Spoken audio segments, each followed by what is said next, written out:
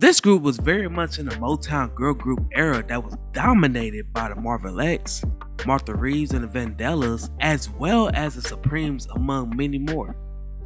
A number of lineup changes contribute significantly to the group's breakup in the early 70s. The focus of today's video is all about the Velvelettes. Before we get started in today's video, let's be sure to leave a like on the video, subscribe to the channel, and push that notification bell to be sure you won't miss out on any more uploads. Now without further ado, let's cue that intro.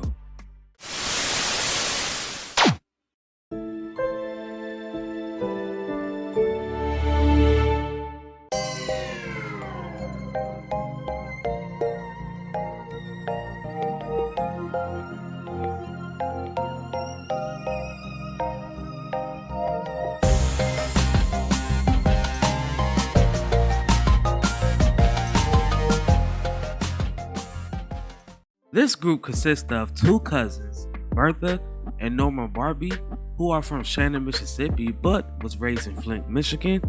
Two sisters, Carolyn and Mildred Gill, from Kalamazoo, Michigan, along with Carolyn's best friend, Betty Kelly.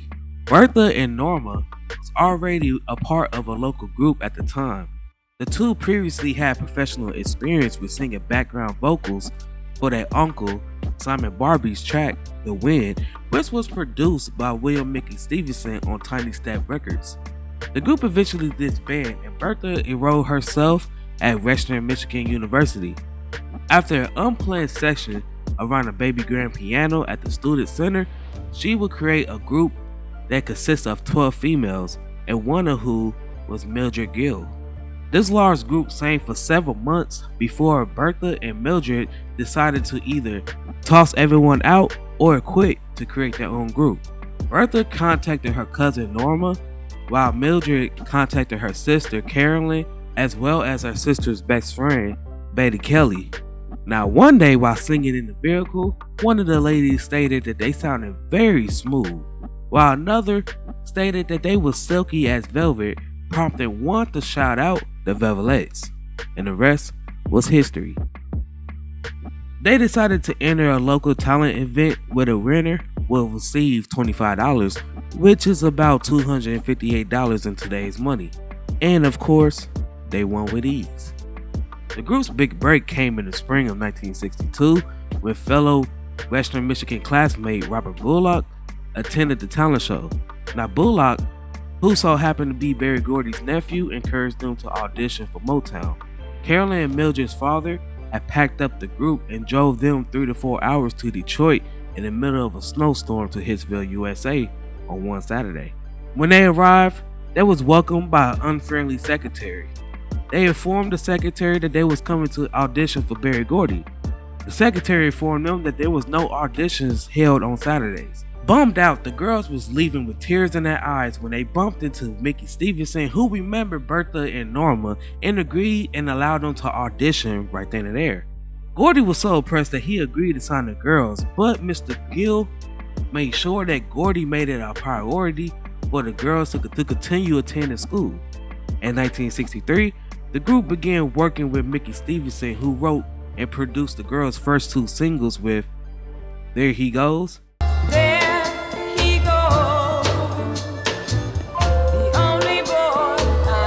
and That's the Reason Why. So if you want me, go out and buy a ring, you gotta show me. Gordy wanted the group to have success, so he teamed them up with another songwriter and producer, a young Norman Whitfield. Whitfield was the producers of the girls' breakthrough track, Needle in a Haystack.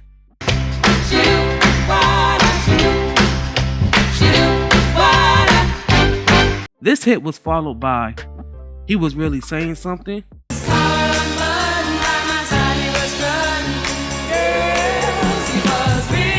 Their tenure with Motown was so dull that many considered them almost invisible, mainly due to the fact that they resided miles away from Detroit, where majority of Motown performers live. Furthermore, their parents wanted them to earn a college degree, so they couldn't go on tour until after they finished college, which explains why they was absent for most of the Motown review tours.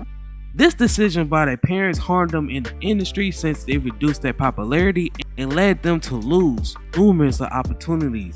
But it also helped them find another route and start a career if music doesn't work out.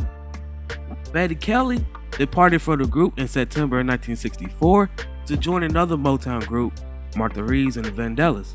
Throughout the remainder of the 60s, the group released many charted singles with Lonely Lonely Girl I Am, Nothing's been the same since you said to me we were all free. Listen to me now, A Bird in the Hand, girls, when you got a good guy who's gonna treat you right, but another guy offers you and These Things Will Keep Me Loving You. a tender kiss and a warm embrace. The group planned to record their debut album, but due to the popularity of the Supremes, the album was shelved and was scheduled to be released on VIP Records.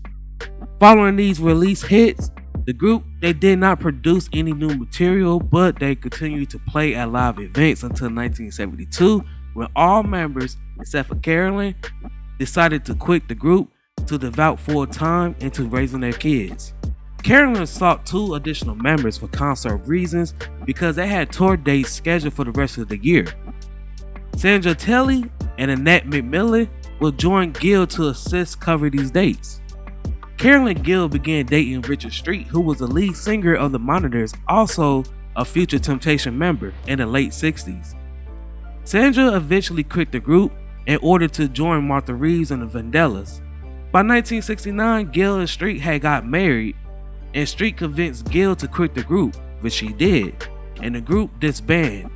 By 1971, one of the group's songs had become highly successful in the UK, but the original members opted not to rejoin until 1984, following a very rare concert performance. During the 80s, they would re-record previous hits as well as new material. They released the album One Door Closes in 1990.